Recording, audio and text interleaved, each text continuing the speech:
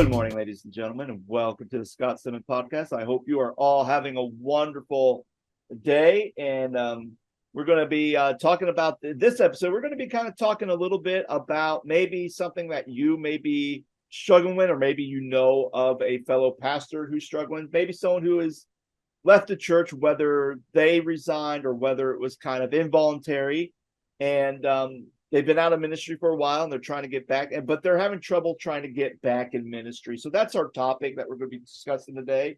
So joining me for this topic is Micah Current. Micah, how are you doing today? Another day, another dollar. Another day, another dollar. So, Micah, with this topic about ministers trying to having difficulty trying to get back in the ministry after they've been out for a while, I'm just kind of curious because I mean, ministry is kind of a broad term because ministry can be anything. But you were in ministry as a worship leader. So how many years have you not been, leading worship consistently, like at a church? Well, it's kind of interesting because I had been leading worship for about 10 years, um, on staff at a church, whether it was part-time or full-time.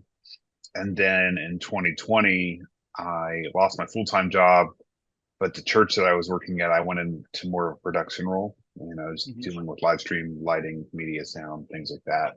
And then another church in the area got a hold of me and asked me to consider coming on staff, and I did. And that was a full time position, but it was more of a director, um, media pastor, where I was overseeing volunteers that dealt with lighting and sound and videos, and I was in charge of scheduling teams and recruiting volunteers, and um, but at the same time, I was editing and shooting and publishing videos for video announcements and videos for social media and you know XYZ. So my worship leading kind of shifted into more of this production side of things in larger churches. And then I shifted back to some interim work and some consulting work where I was an interim worship pastor at a Baptist church for, I don't know, 6, 8 months. And so Mm. I was leading worship consistently there. And then I went more into the consulting role where I was just helping churches and leading kind of on a not stagnant, leading on more of a as needed basis when churches would call me and say, "Hey, we need to fill in." Um, Yeah. I wasn't on staff at a particular church, and then in 2022, um, we we were at a church in town for, I don't know, 3, 4 months, and was leading worship there. And then it kind of hit a roadblock with some mental health stuff, with some infertility stuff, and um, just needing a break from vocational ministry. And so, um, I don't know, that's the long way of answering your question, but I think that That's okay. no, I just think that, like, I led worship solid for like a decade. And then Yeah. there was like a year or two when I was doing just production stuff and leading worship kind of as needed to fill in. And then I went in this interim slash consulting role, and then was back in the loop of leading worship kind of on a regular basis. And then I started filling in semi regularly at different churches, but not Hmm. one consistently. And then I kind of went on this hiatus and have been on this hiatus for the last year and a half, almost 2 years of uh, not leading worship. And then when I texted you this yesterday about this topic, um, we were at church, and my wife, I was holding the baby and she was eating, and we were uh, she was standing during, it was during worship. She was standing, I was sitting down, holding the baby, feeding her, and I was kind of like dazed and like looking off and to the left, but I was looking at the platform, and she looked over at me. She's like, "Are you all right?" And I just, my sarcastic comment is always, "Well, sometimes I'm all right." And she's like, "Well, that's not really an answer." But that's my easy way of blowing it off and telling her that I'm not okay without actually answering her question. Yeah. Um, but in that moment, like I just really felt a sense of missing, leading worship regularly. Uh, Yeah. whether it was being on the team, whether it was leading, being the worship pastor, whether it was, serving at churches um, regularly on a Sunday in a rotation.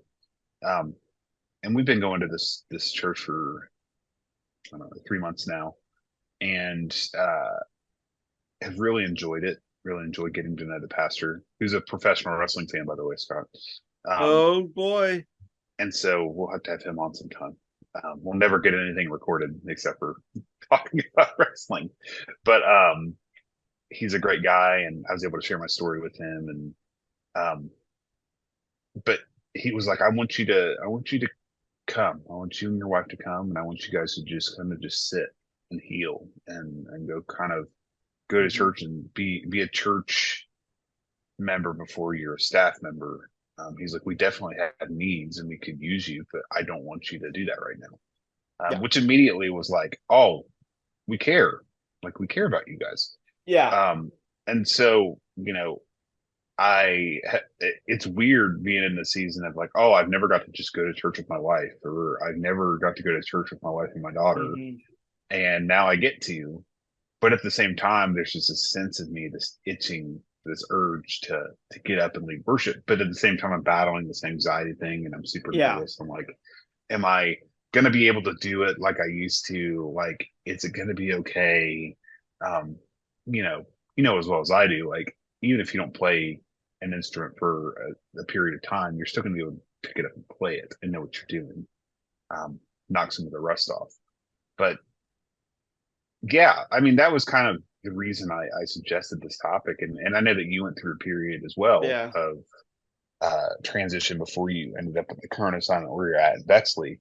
Um, but, you know, did you feel that too when you were kind of in this interim phase of like, oh, you went to church at the Bridge in West Virginia, or no, West Virginia, Virginia.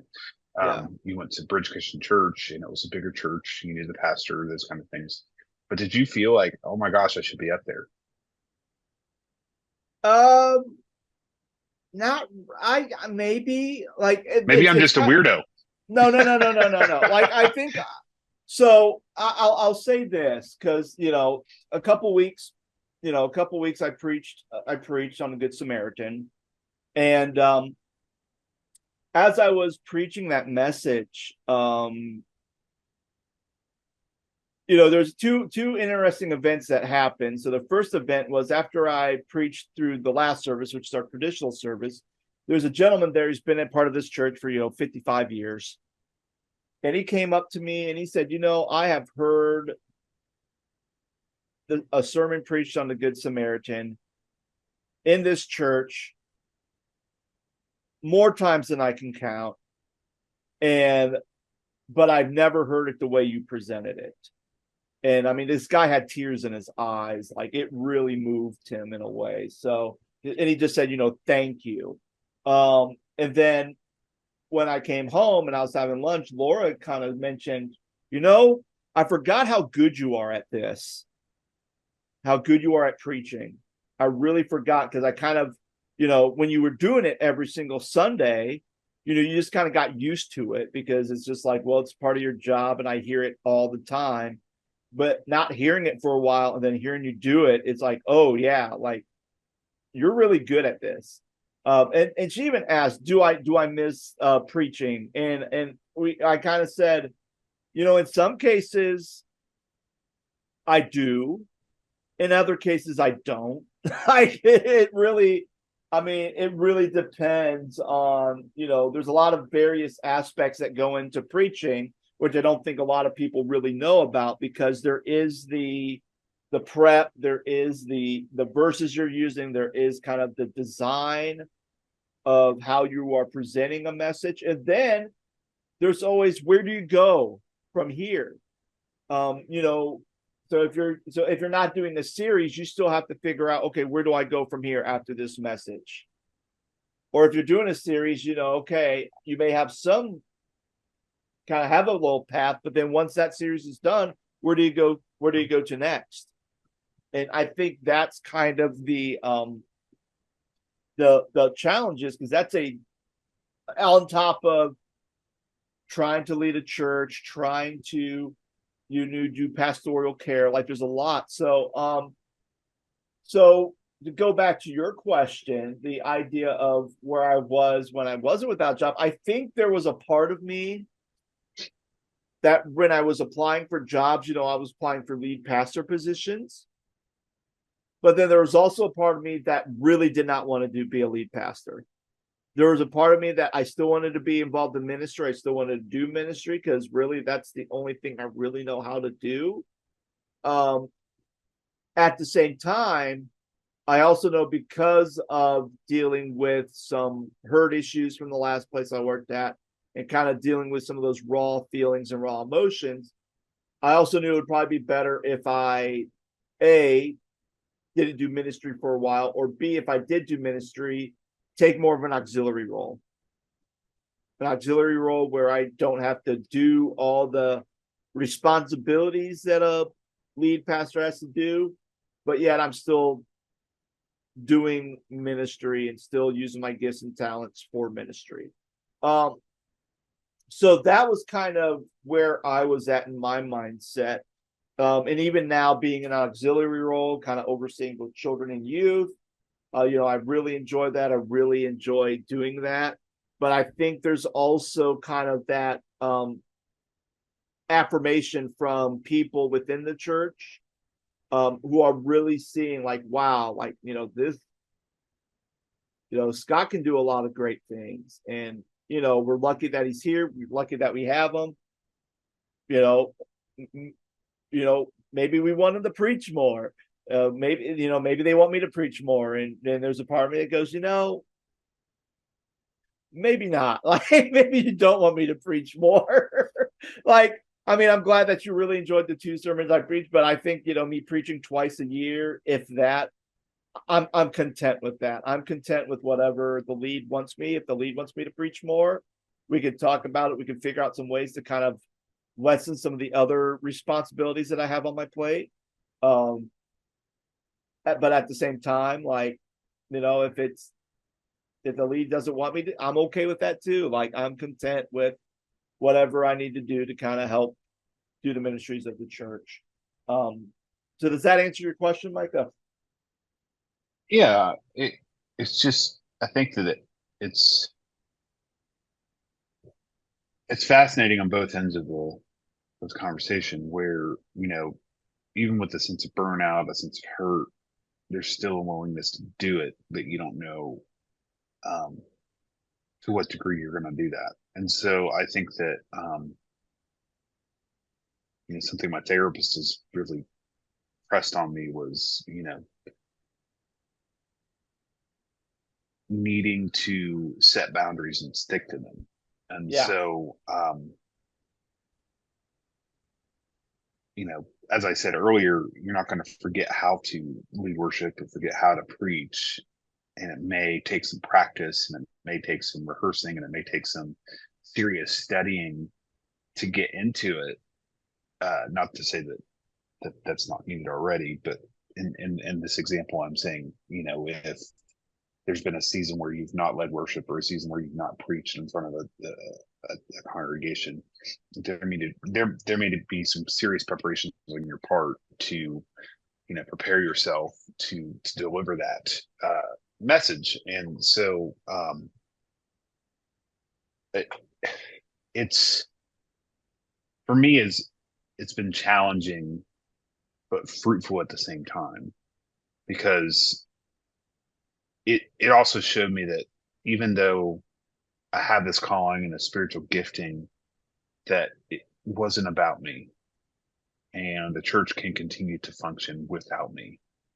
Um, a lot of people, and we've talked about this with other conversations, Scott, of like generational leadership, of the lack of wanting to give up power or give up responsibilities or give up whatever it may be, because they're afraid if they do, they'll lose it. And by lose it, I mean somebody will take it away from them. But one of the most powerful lessons I've learned in this is that the church is going to keep going, and that's okay, and that's healthy, right? I mean, you went from being a lead pastor and went through a season where you were working at a bakery and not knowing Mhm. what you were going to do next to being really, really healthy. But there was a season of that where you weren't working in a church and the church still existed, right? And uh, I think we forget that too often, that if we don't do something, somebody's going to replace us, and therefore we're never going to have that job. Well, maybe you weren't meant to have that job, and that's okay. Maybe you weren't meant to have that added responsibility, and that's okay. Mhm. Um, and it may get to the point where we're serving at this church, and the worship pastor's like, "Hey, I need a drummer this week," or "Hey, I need a bass player this week," or "Hey, I need a keyboard player," and I don't have to lead worship. I can just play. I love to play music. I played music since I was a little boy. Like it's just what I do. It's what I love to do and enjoy. Um, Yeah. I, when I was meeting with the pastor shortly after we started attending this church, I told him, I was like, he's like, well, what would be your dream like in a ministry situation? And I was like, well, that's kind of a funny question, but my I had to sit there and think about it for a second. But like my dream is to be a part of a church and be on staff, but not be on staff, be on staff in a volunteer role, and be the guy that people go to and ask ideas from. Mm. More of a Yeah. consultant, like more of a like, hey, we're thinking about doing this for worship. What do you think? Or we're thinking about doing this lighting setup. What do you think? Or we need a new live stream program. What would you use? You know, keeping up with trends and keeping up with what other churches are doing. You know, I want to be the guy that, can sit there and offer advice because I have the experience in the background. And I want to be able to pour into those people. That would be the dream for me. I think Mm. I've transitioned into, oh, I have to lead worship every week, to now I have that experience. I've gone away, I've had that experience, and now I want to pour into a new generation because I feel like the generation before has failed us in that respect, Mhm. in a lot of ways. Yeah. Is that Yeah. fair, or do you think that's? I'd say, I almost feel like there's a mentality when it comes to ministry that, and it's an unhealthy mentality, right? There's this mentality that if you are called to ministry, then that is what you are going to have to do, whether, and you have to deal with all of it, the good, the bad, Mhm. the beautiful and the ugly, right? But I feel like certain denominations really focus a lot about making sure that the spiritual, physical, and mental health of ministers is important as well.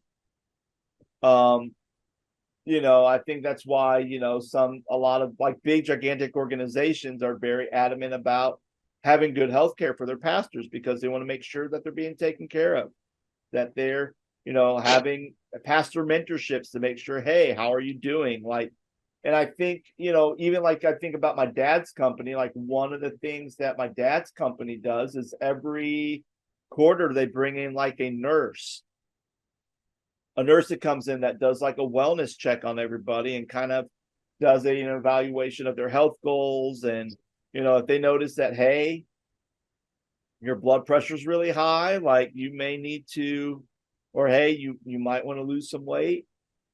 I mean, and that's one of the reasons why my dad's company had converted one of their old like rooms that they weren't really using into like a little like home gym to make sure that these engineers that sit at their desk all day are designing that they can actually get up and go work out or do or walk around on their walking path to make sure that they're healthy, because they kind of see a correlation between their mental health and their physical health kind of coexist with each other.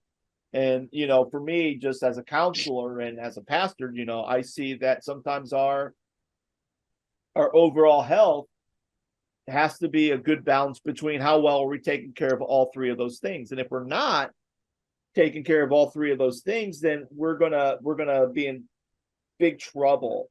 So I say all that because I think a lot of times that pressure to always do ministry, that you always have to, because it's not about you, it's about serving the Lord. And it's almost like, and I think in a way that language and kind of that idea is, well, if I'm doing this for the Lord, then, and I'm a Christian, I'm doing this for the Lord, then I'm going to have, then when the day I pass away, I'm going to get that, oh, well done, good and faithful servant. You are now can enter paradise. But then there's a part of me that, but then there's also a part of me that, are we doing it because we feel like that if we suffer through ministry, if we have bad backs, if we have bad hearts, if we have bad mental health, if we have bad eating practices, if we have all these bad things that we're doing, but we don't take care of it because we need to do ministry, we're doing this for the Lord, and the church becomes the most important thing in our lives over my family, over my health, over everything, then in the end, I have reservations of what is God going to say when I pass away at 50, and I go up there expecting, well done, good and faithful servant, and I hear, you could have did so much more for the kingdom of God if you actually would have took care of your health. You and your family could still be together if you actually took some time to actually spend time with your family, or have someone else do Bible study so you could go to your kids' recital. I don't really think Jesus is going to be tickled pink going, oh, you did so much work for me. You went through divorce. You went through multiple back surgeries. You went through a lot of emotional and mental trauma from bad church people. Well done. You did it. Congratulations. Like, I really don't think that's the case. So Yeah. I think the idea of, especially when there's so many resources available now. yeah, and especially not only just resources out there, just third-party resources, but a lot of denominations now are really starting to say, hey, this is an issue. These are some of the things that you need to really take care of. And I think a lot of times that's what makes it hard for ministers who have been out of ministry to go back in, because they are in a process of healing and it's great. And they finally feel like, oh, I can finally actually put myself first for once. I can finally take care of my health for once. And the fact that jumping back into ministry, there's that fear of, if I jump back into ministry, I don't want to fall back on the bad habits where I'm not taking care of my physical self. I'm not taking care of my mental self. You know, I like going to the gym. I like having a nice schedule to the gym. And I don't want to have to get to a point where now when it's my week, when it's my time to go to the gym and work out, I'm now getting a call saying, hey, you know, can you come visit me? Or, hey, can I call you? I need to talk to you. I'm having troubles with my marriage. Can I talk to you about it right now? And all of a sudden you're taking on the burden of other people within your congregation, that eventually you get to a point where I haven't worked out in a month and I'm getting weaker, and my waist and my pants are not fitting anymore. And I don't know what to do. Like, so I think that's another reason why it's hard. I think another reason why it's hard is you don't want to get back into ministry because you kind of, you kind of are enjoying life. And like you said, it's nice that I can sit in church and I can actually enjoy worshiping with my wife, with my daughter, and I'm not leading it. And it's nice to be able to, be a parishioner instead of being a leader in ministry, and not have to and actually have that time of dealing with it. And I think that's another aspect too. Like I remember the first time I went, after the first Sunday after I resigned, me and the kids and the family went on a Sunday. We went to King's Dominion, which was an amusement park. And in some ways I felt weird that I wasn't at church on a Sunday. I felt really strange and really weird because that had been very, very rarely I never went to church on a Sunday. But at the same time, it was like, wow, I finally can actually enjoy seeing the smiles on my kid's face, where I don't have to leave and go to a meeting, or I don't have to leave and go do a visitation, or I don't have to leave and deal with a problem, or I don't have to leave and go run a Bible study. I can actually experience my family, which I haven't been able to do it fully for a while. Yeah. So all that to say that I think the challenge is why people have a hard time getting back in the ministry after they've been out is because they're kind of finally able to take care of themselves.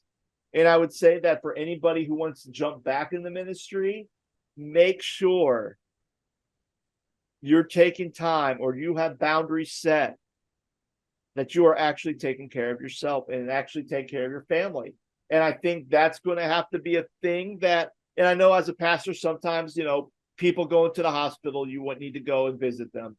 People die, you need to go do their funerals. I get that. It's a job where there's a lot of unexpected things can happen. But for that person who calls you and says, hey, I'm having a hard time with my marriage, can I talk to you? And you can say, I have another appointment. You don't have to be specific. I have to go work out at the gym. You can say, I have another appointment. Let's talk right now. But then after I get out of this appointment, I'll call you again. I'll talk to you later. So then that way you're kind of setting a boundary. Let me kind of get you kind of grounded a little bit, because right now you're kind of moving all over the place. Let me take a couple minutes to get you grounded. Yeah, you're panicked. I'm going to go ahead and do the thing that I already have penciled in on my schedule, which is whether that's having tea with Miss Martha or I'm going to the gym to work out. And then I'm going to come back to you. I'm not going to leave you stranded on an island. I'm going to come back to you. And I think as pastors, you have to be able to set good, healthy boundaries to be able to take care of yourself, to take care of your family, and also take care of the church that you are responsible for. And I believe if you can do those things and do those things well, that's great. And if you are not able to do those things well, then that's probably when you may need to, see a counselor or see somebody to help you, or even go to your elder board saying, hey, I really need to set some boundaries, because right now I feel like my mental health or my physical health or my relational health is taking a toll, and I need to be able to set some good boundaries. So here's what I'm proposing that I need to do to be able to get that right, so I can be effective in ministry. Because again, if you're not physically well, if you're not mentally well, if you're not spiritually well, you're not going to be able to do any type of responsibilities or take care of anything at the church that you're working at if those things are not being taken care of. That's just my opinion. But I think that's going to be key. You need to have boundaries in everything that you do. Couldn't agree more. I mean, it seems so simple, right? I mean, it seems like we could have been doing this a lot better the whole time, if that makes sense. Well, and I think that's the thing. I think we could do better, but I think it has been ingrained in us, whether it's been modeled by other pastors who are a different generation, a different breed. Then it's also maybe have been hammered in our heads through Bible school, through training that, hey, the church is important. Or it's also kind of been conditional, because you do go to a church, you do take boundaries for yourself, and then all of a sudden you're now before an elder board and they're questioning your ability to lead this church, and they're having a conversation about whether you're still going to have a job because you decided not to take that phone call for Miss Martha because you decided to go do a family trip to kind of build up that relationship. And now you're kind of saying, oh, I'm sorry, this is what happened, here's this. And then even though you get away, you're thinking, okay, if I want to be able to provide for my family, I have to do what needs to be done to be able to stay here to provide for my family, because I don't want to have to move again after only being here for like a month or two. So it becomes conditional as well based on the type of places we've worked at and the experience we've had too. Yeah, that's a whole other conversation, but I would just say, why are you making yourself miserable? Yeah. I mean, seriously, if you're in a job that you hate, then why are you in it? That is true. Yeah. And that includes ministry. Oh, absolutely. And I think the tricky thing about ministry too is, because I know I've experienced this, like I didn't necessarily hated the job. I just didn't like the way how they handled conflict was not ideal. And even if in my best things to say, hey, this needs to be changed, this isn't biblical, whatever the case may be, the fact that they would always handle stuff like that, even after it was like, hey, this is not healthy, we need to change this. And they're like, oh, okay. And then they never do. Like, then I think that would be the case. Or I really like the community. I really like the people I'm meeting in the neighborhood. I'm building a great business relationship with other businesses, with other churches, with other pastors in the area. So I have a tribe, and that's great. Even though the place I'm working at's a hot mess, but I love the support and all the friends I've made here. And I think that's always the hard part, because ministry is so relational that, yeah, you could hate the place you work at, but you really love the people who are there to support you, who love you, the other pastors that you break bread with. And maybe there's even some parishioners that you really have great relationships to. And you're like, man, I really love these people. But it's the people who are in charge that's actually making life for their pastor miserable. Those are the people that I'm not really a big fan of. And those are the people that are kind of causing a lot of the issues. And yet you don't really get those sides of the story. So that's why it becomes very messy in some ways. It's not like if I'm working at Target, go, man, I hate working at Target, I can just quit and walk away. Like I have no relational connection with a product or with the superstore. But with ministries and the people, I think for pastors, it does become a lot harder to walk away. But I guess that's a topic for another discussion. Sure. Oh, goodness. All right. Well, friends, thank you so much for listening. I hope you had a wonderful week. Hope you have a wonderful weekend. And hopefully this podcast was helpful to you. Maybe you're in the same situation where you're kind of out of ministry, but you feel that itch to get back in the ministry, but you're scared for maybe some of the reasons we talked about on the show, maybe a reason we didn't talk about. But we would like to hear kind of your thoughts and kind of where you're at in ministry, so that we can encourage you, that we can pray for you, and we can lift you up. So friends, thanks you so much for listening. I hope you have a wonderful day, and we'll be back on with another episode. Take care. Thank you for listening to the Scott Stedman Podcast. The Scott Stedman Podcast is made possible by support from our listeners. We thank listeners like Patty and Scott, whose support goes to this podcast's continual growth and maintenance. If you want to support this podcast, you can do so in a number of ways. First, feel free to give us a 5-star rating if you enjoyed this episode and share it with your friends. If you'd like to financially support the Scott Stedman Podcast, you can go to the website ko-fi.com/the Scott Stedman Podcast. That website again is ko-fi.com/the Scott Stedman Podcast. Thank you so much for listening.